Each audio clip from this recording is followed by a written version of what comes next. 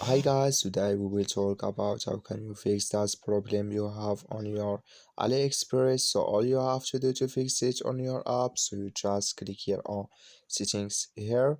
So you click here on settings, so then it's going to take us here in this list.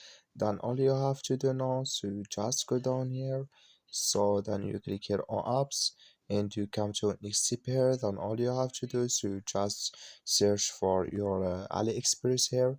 You just click on it here, so then it's going to take you here in this list. Then all you have to do now, just click here on force stop, so and you click here on OK, and you go down here, you click here on storage, and you come to the next step here. Then all you have to do now, so just click here on clear cache, and all you have to do, so just go to your Play Store.